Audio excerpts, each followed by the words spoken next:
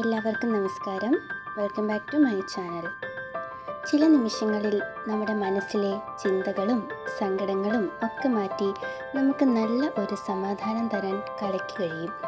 ഇന്ന് ഞാൻ നിങ്ങൾക്ക് മുൻപിൽ എത്തിയിട്ടുള്ളത് തിരമാല പോലുള്ള ഈ മധുര ചിന്തകളുടെ ഇടയിലേക്ക് ഒരു പിടി ചുവന്ന ഹൃദയങ്ങൾ ചുരുത്തിയ പോലെ ഞാൻ വരച്ച ഈ സെൻറ്റാങ്കിൾ ആർട്ടുമായിട്ടാണ്.